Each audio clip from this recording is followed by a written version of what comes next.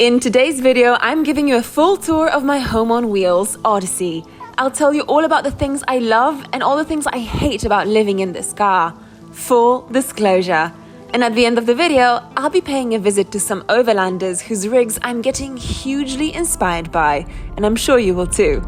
Let's go. I have a dirty little secret, and I wonder if any of you do this thing as well. So, sometimes, when I spot a really nice looking house in the evening and I see that it's all lit up from the inside, I will just kind of like sneak a little peek and just see how people live. It's not because I'm like creepy, because I want to like catch them in the act or anything like that.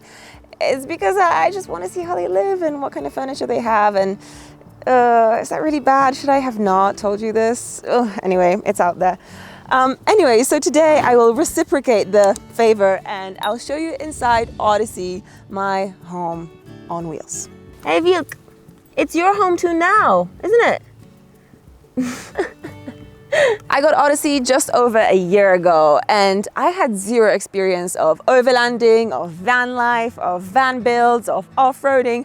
I was really starting from scratch. And so it's really been a year of learning where I kind of just figured out what works and what doesn't, what mistakes I've made, because I made a whole bunch of mistakes, and I'll share those with you today as well.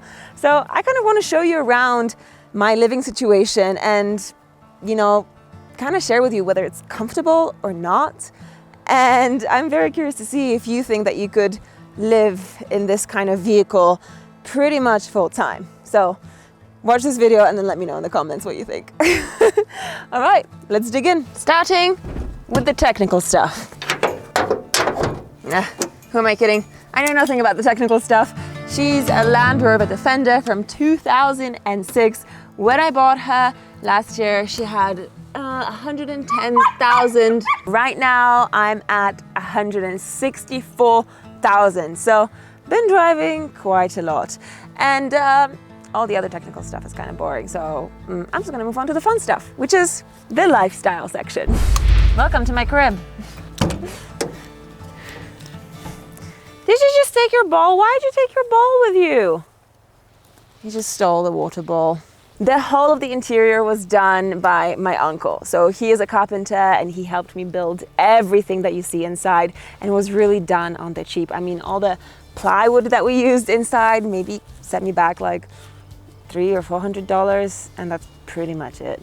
So yeah, it's it's pretty homemade. Hey little guy, what do you think about Odyssey, Viet? Viet, what do you think about Odyssey? Huh? She's all right, I guess.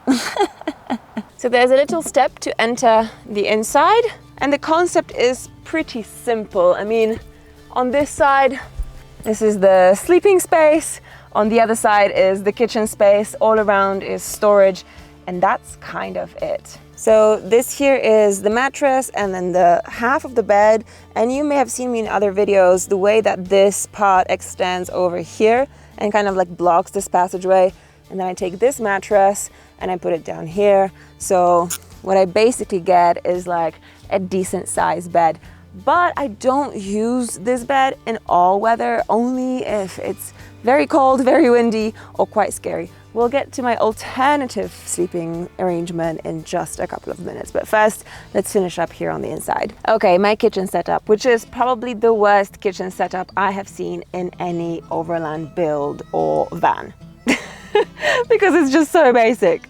So I've got this cupboard here which kind of opens up, and then I can kind of just keep it open with a little latch, and all my cutlery and all my plates and things like that is right there. And then in terms of where I store my food, well, that's kind of split between a couple of storage boxes and a cooler. I don't have a fridge. I really would like a fridge. But the cooler is kind of sufficient. The thing is that I don't really carry that much, meat or cheese or anything like that, so I don't really need a fridge so badly. But I'm sure it would come in quite handy. So that's something that I would probably change about the build next time, is having a more built-out kitchen and having a little fridge in there just to keep all my stuff fresh. Ugh, damn, I have literally just sat on a bee and it stung me. Oh, ow. Oh yeah, Viet, yeah. Damn, that itches. Anyway, I'll just keep going with the video. But when I cook, I don't cook on the inside. I usually cook out here at this little table, which is like one of my favorite things about the entire build. And this table we did not make ourselves. This table is from Front Runner. And Front Runner basically gave me an entire bunch of gear last year, just as I was starting out with this whole overlanding thing. And I can't believe that they actually trusted me to, you know what I'm doing. But here we go. Let me just clean it a little bit because it's very dusty. What do you think? It's good? It's got your seal of approval? Yes, it does. Yes, it does, ladies and gents. The awesome thing about this table is that it extends this way as well. So you've got a chopping board here, as well as a proper kind of cooking space here. No, little boy, no. I got this really, really, really long line for you so that I don't have to have you in my hand the entire time. Yeah, but don't bite through it. Because that will be completely counterproductive. No, no, no, no, no, sit. Yeah, that's a good boy. That's a good boy. That's a good boy. All right, so I would normally just take my gas stove, put it here, kind of cook here, chop stuff up here, and that's it. And you see that bee sting? Oh man. It's right here. This is what I do for content. As it turns out, water is a super, super important component of overlanding. It's really hard to go anywhere over a week without like a properly functioning water system where you can store loads of water for like drinking, cooking, washing, showering if you're into that. I mean, I'm not, so it depends, you know, it's up to you. It's your cup of tea. I'm kidding, I do shower once in a while. Anyway, so I have a water tank that's about I don't know how many liters, I forget. Anyway, it's pretty big, and it's kind of like we slid it underneath, just kind of up there. That's also from Front Runner. And what happens in this system is that the water just goes in here, and I built this hole with a couple of friends much later on in the build, but it's just so convenient. So I just open this up, stuff a hose in, pour water in, and the water just kind of goes down via a system of pipes. I say a system of pipes, via a pipe into the water tank. And then over here is the tap. Oh, we have water. But that's just water for cooking and washing. This is my drinking water setup, which is awesome. So I've got a bracket here, also from Front Runner, and this water filtration system, basically water purification tank from Lifesaver. It's amazing. What am I doing? Why am I putting it back? I wanted to show you. Let's see. Hey, little buddy. You all right? Oh yeah, nice and comfy down there, aren't you? So what happens here, sorry, I'm just gonna sit in front of you. So what happens here is there's a purification system inside with like a pump, and basically what you do is you kind of pump it, and then clean water comes out of here. Here we go. So this is beautiful, safe drinking water, and you can get water out of rivers, streams, really whatever, wherever, and turn it into potable water, which is awesome. And no more plastic bottles. Yes! In terms of storage, I've got plenty of storage here, but I've got way too much stuff that I'm carrying around everywhere. So there's storage boxes around here. So here is like everything and nothing. You wanna get in? You wanna come inside? Appa. There you go. How's that? Continuing with our conversation while my dog chews on my mountaineering equipment. Better not. This cupboard right here is for things like some clothes and some toiletries.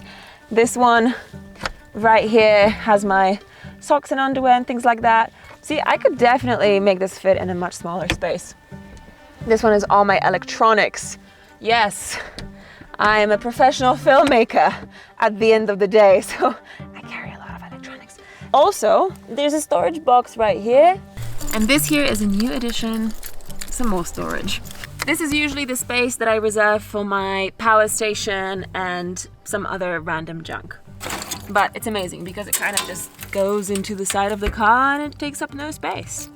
Super, super good solution. There you go, done. This here is my dining table, slash desk, slash whatever you need it for. So what happens here is you just kind of undo this latch and you just slide it out.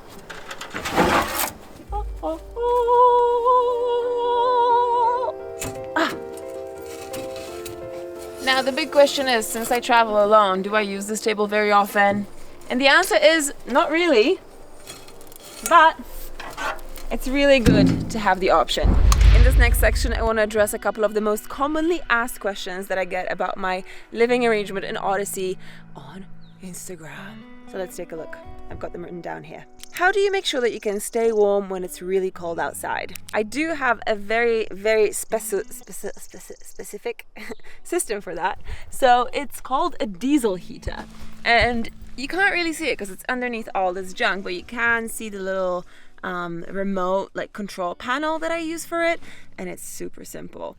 The heater runs off of the diesel that is in my main diesel tank, so they're connected, which is super useful. And honestly, this is like one of the most useful things I have in the car. I cannot imagine living in Odyssey without it, because when it gets really cold at night sometimes inside, I actually get to go in there and just be super, super balmy. Sometimes I have to like switch it off after a couple of hours because it just gets way too hot. So, diesel heater. Amazing, amazing. I love that addition. Another question that I get asked all the time is, how do you take showers in your car since you don't have a shower? I used to have like a shower curtain and cabin from FrontRunner that was like attached, that I could attach to the roof rack, but I just never used it. And at some point, someone stole it. Why would you steal a shower cabin for an overlanding vehicle? I still don't understand. It got stolen. So I didn't really use it, so it's fine, I guess. But I do have a shower solution that I picked up from a couple of van life friends, and it is the most ridiculous thing, but it really works super well. Ta-da! This is my portable shower. Yes, it is a garden water pump from like the garden center. So what I do is I just pour water in, pump it up, put it like here, lock it in, and it just pours water. It's amazing. It's magical. Huh. And you basically use no water for a shower, and it works really, really well. So that is actually how I shower. Another super common question is, how can you charge all of your electronic devices while you're out camping? Do you just do it via your car's engine? No. I have a couple of different solutions to that. I mean, sometimes I will use the car, but that's on rare occasions. I use solar panels of different kinds, so I have two different setups. I have one solar panel on the roof, which I really rarely use because in order to use it, you kind of have to be in direct sunlight, which, it just gets really, really hot in the car. So I try and avoid that. And then the setup that I use all the time, pretty much every day, is the system that I have from Jureit, which is like the portable solar panels and the portable power station. So I use that all the time. Let me show you how Vilk is going to ride in the car. So this is the current setup of the passenger seat. So my Airbnb host very kindly made me this wooden platform with a little pillow where he can kind of just, lay on top of this. And here is a little seat belt.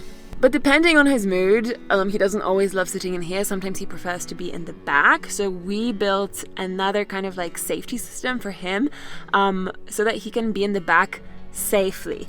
And let me show you. There it is. So there's a hook right here which has been drilled into the structure of the build itself. So it's super stable and it doesn't really move around. We've tested it a bunch of times. And with a carabiner attached to it and then like a short leash, this is a pretty good solution for when Vilk doesn't want to sit in the front and he'd rather be in the back, comfortable, laying down, taking a nap or whatever. You fell asleep. Yes. Moving to the top. So there's a whole bunch of things going on here. So there's a roof rack, there is a marquee, and there is a rooftop tent, and there's a couple of storage boxes, a fuel tank for extra fuel, and that solar panel. Pretty much all of the stuff is from FrontRunner, with the exception of the solar panel. But let's open up the rooftop tent.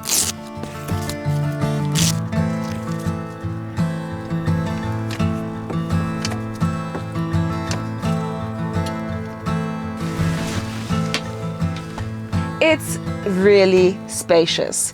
definitely more than enough for a single person, and probably really quite good enough for 2 people. I mean, I wouldn't know. So I've really loved sleeping in the rooftop tent over the last year. It's been like hands down my favorite spot to sleep in the car rather than inside, because you're so high off the ground. You've always got a beautiful view. It's spacious, it's great.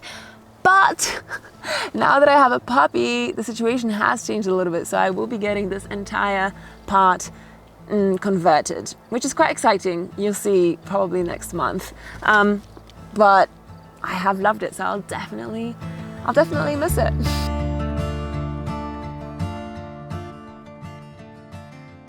Over the last couple of weeks, I've been staying in that A-frame cabin in the woods that you see behind Odyssey, not in the car, because I wanted to give myself time with the puppy to kind of adjust slowly without the pressure of having to like find campsites and things like that. So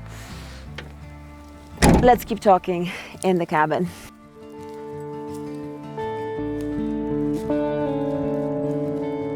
So the $1,000,000 question is, do I regret buying a Land Rover Defender instead of just like a van to live in full time? And my answer is still no. I mean, a van is definitely a much more convenient and comfortable solution, that's for sure. But I love the fact that I can go absolutely anywhere, into the most rugged places in the world, and I'll still be able to get in and get out. I love that about Odyssey. And with some of the changes that I've got coming up next month, it's gonna be a real game changer. So I really can't wait for you to see that. Meanwhile, a couple of days ago, I went to visit some people who happen to be the global authorities on overlanding, and they're right here in Montana. So just wanted to check out what they had to say. Just a little recce trip. Anyway, let's go back in time and meet them. Okay, so, over the last few weeks, as I've kind of prepared my trip up to Alaska, I've been asking people for advice. So some people have given me great advice on where to stay, where to go, what to do, and like off-road situations. But I gotta say, I know nothing about like surviving, emergencies, things like that. So I got the guy who can explain all of that to me. This is Mike. Hey, how's it going? Hey, Mike. How are you? Okay, what do you think, overlanding to Alaska, as a woman traveling alone, what are your immediate thoughts? Don't do it. Don't do that. Great. Too late for that now. Yeah, it's too late. The thing about Alaska is you will get in situations where it's very remote, it's very austere. Yeah. There's places where you won't have time to fuel up, and even the connection to 911 or emergency services takes a very long time. Right. So you have to be self-reliant, and you have to be your own first response in that area. I would say the priority for you in this situation, outside of security and personal protection, which we talked about, is first aid. Right. First aid's key. Right. Yeah. This is all stuff that is based off, we call it mobility. A lot of people think, if I take a backpack first aid kit and put it in my trunk, that's gonna be effective. Not remembering that in the worst case scenario where you're upside down in a ditch hanging from your seatbelt, that you're not going to be able to get back there because it's the worst case. So for example, imagine I'm out hiking somewhere in remote Alaska and a bear comes along and bites me in the leg. No, I'm kidding. Yeah. That won't happen. Yeah. Hopefully. That would be horrible. I fall, I make a huge cut on my leg, I'm bleeding profusely. How do I use this? The priority is putting the tourniquet on your extremity and stopping the bleed. Okay. I want you to put that around your leg, like you have a bleed. How would you put that around your leg? So stop. So that's, I knew you were gonna do that. Oh, I know, because I can't lift my leg if I'm bleeding, of course. Yeah. Yes. So I knew it. So the cool thing about this tourniquet, as opposed to other tourniquets, is you could detach it. So yeah, you would be in the fetal, hopefully with this backpack or some pack with this on your person to be able to apply it. So put it around your leg, so you would detach it. Okay. There you go, just like that. Yep. And then attach it. So you want to cinch this down as tight as you can. Okay. And this is going to be on the top of your thigh where you could access it. And this is called a windlass. So you turn this clockwise. So go ahead, turn that clockwise on your own. More? Yep, a lot more. You would turn this until you stop the bleed. So if you had a laceration and blood was pouring out because it was a femoral bleed, when you saw the bleeding stop, you would stop it. Or until it hurted like hell. As much as I love Odyssey, she is my home, she is my life, there is a channel on YouTube and there are cars out there which are just a little bit more advanced. I mean, Odyssey is basically like a home build. So I want to show you this little girl. My name's Clay with Expedition Overland. Raven was originally a truck that we built to take to Alaska, and it's built around a convoy truck. So this is designed to be paired with 2 other vehicles. Oh, wow. And it's designed to sleep 2 guys so that they can sleep, rest, eat, and be productive in the field while we make films on overlanding. So inside, we pop this up. I love that. On the roof is Cool. 400 watts of solar. And then you crawl in. Amazing. And you can actually stand upright. Yep. This is the biggest problem with Odyssey, is that when I'm inside, I can't, like, my head touches the ceiling. I can't actually properly sit upright. And you've got this little table as well, just like me. Yep. Cook here. A smaller fridge. I hear you're still with a cooler. That's a small fridge. This is one of the smaller ones. Oh my God, there's like 2 bottles in there. Would you like some water? Yes, thank you very much. And then, power systems, lithium batteries, but we're not roughing it. This is luxury for sure. Yeah. But it's that way so that we can thrive on the road, not have to survive. Okay, so the $1,000,000 question. Okay. How much would a truck like this cost? Right now, at this time of the filming, Yes. with the current market, Sure. this would probably be about 150 grand. Ew. Yeah. I paid $20,000 for mine. You're doing great. And there's something to be said for that, though. It doesn't matter if you have a $20,000 Yeah. car or a $150,000 truck. The experience is pretty much the same. Yeah. You know, we're out camping, we're out seeing the world, we're getting windshield time, we're meeting people. That's it. So a lot of people can get tied up that you need to have 150,000 because Expedition Overland shows this crazy truck, right? Yeah. Well, no, you just need to use what you have and go see the world. Okay, back to Ava from the future in the forest cabin. I think that as with anything, you can invest as much money or as little money as you want into your rig. Converting it into the most magical car in the world, or just a simple setup where you have a mattress and some kitchen supplies. Either way, the most important thing is the adventure of it, what you do with it, because you could spend years working on a car and never take it anywhere. Or you could just throw in a couple of bits and pieces, the absolute essentials to survive, and go on the most incredible adventure. So I think that's my takeaway. I mean, it's nice to be comfortable, that's for sure.